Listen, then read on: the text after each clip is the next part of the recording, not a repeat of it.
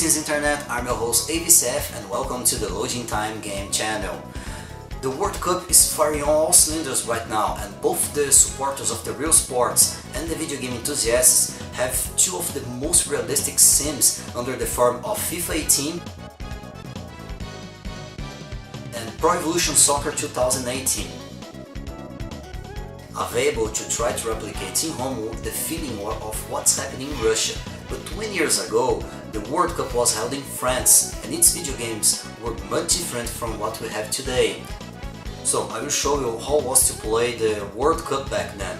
So let's start it.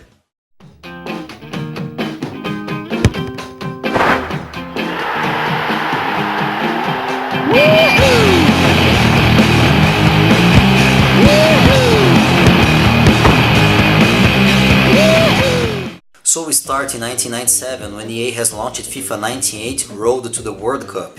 As the title suggests, it is the game's main mode and it works as a World Cup qualification tournament. Also, this version carried the tradition from the 16-bit renditions of featuring as many teams as it's possible, no matter how obscure they are.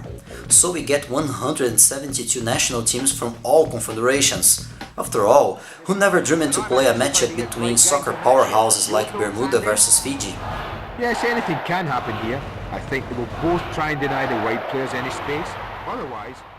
The same goes for the clubs, with 189 clubs from a lot of places, and of course that such a bloated selection leads to lots of misrepresentations, especially with the Brazilian clubs. Well, I'll guarantee these players will do everything to win here today. Both of these managers... As for the matches, Road to the World Cup was a great step up in comparison with FIFA 97 and especially the embarrassing FIFA 64. The in-game mechanics for passes, pressing, lobbying and such were fairly implemented, but it's clear that the game aged poorly, presenting low frame rate, dual controls and an overall ugly presentation with odd player movements and stiff animations. International Superstar Soccer 64 was a far superior option for video game soccer in 1997.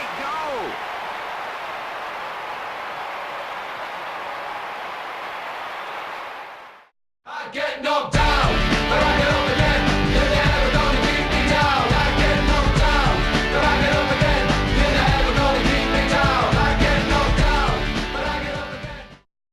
In 1998, EA launches World Cup 98 as the World Cup's official video game. So it ditched the clubs in favor of a more World Cup focused experience, featuring the 32 national squads presented in that World Cup plus 8 teams that did not qualify for it, as all available stadiums in the game are based on the French stadiums presented during the Cup. Also, EA improved the in-game graphics and its artificial intelligence a bit more effective in this edition. Besides, I think that this game's major highlight is its Cup Classics mode, unlocked once the World Cup is finished. Here the player can play Classic World Cup final matches. This is something that I would like to be featuring in current games.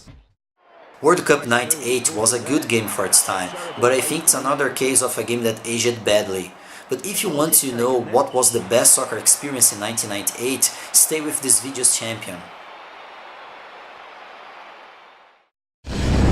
International Superstar Soccer 98.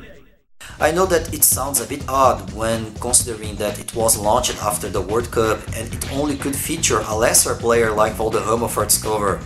Also, ISS 98 was more of an evolution for its predecessor than a full-fledged sequence.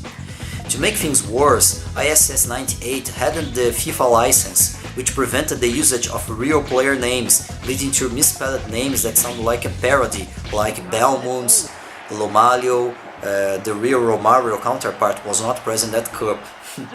Taparel, Didom, Fenry, Klinsmann, and even Valderrama was renamed as El Pibe in the game.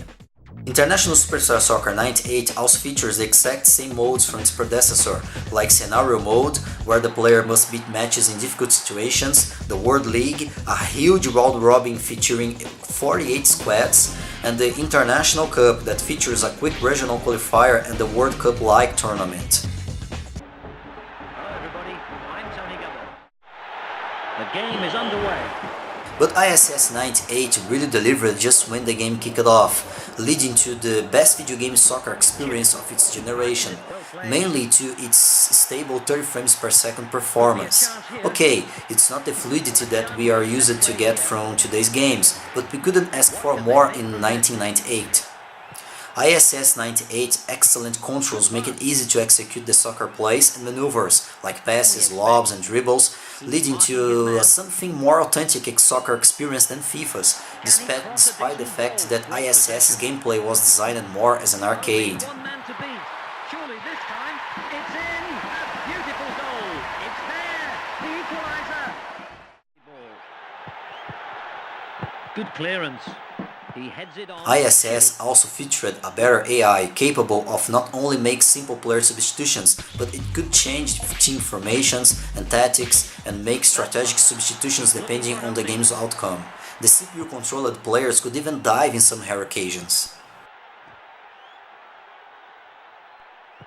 Another interesting bit about refereeing is that International Superstar Soccer 98 featured 3 referee options: an European who rarely assigned a yellow card, That's dangerous play.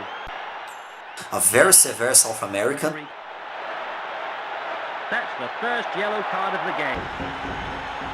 and an Asian, the more balanced option. Yuki Hasegawa has given the foul.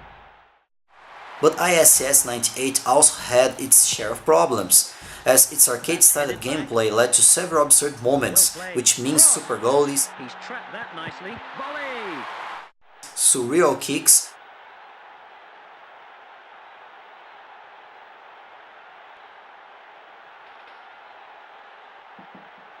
and the called sweet spots, like in the corner kicks for example. Volley!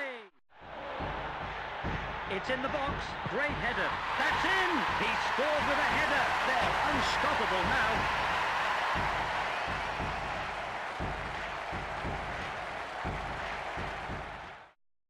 It's impressive how things change in 20 years, isn't it? As for the games, it still baffles me how EA turned the table, and today the FIFA series are miles ahead from the Pro Evolution Soccer games, both on sales and upon the technical side. As for the World Cups, these 20 years were rich in stories, with both high and lows from the Brazilian squad. But now we are yet to see what history will have to tell us. Finally, I suggest you to pick International Superstar Soccer 98 for a nostalgia trip to 1998. Thanks for the audience, until the next time, and goodbye.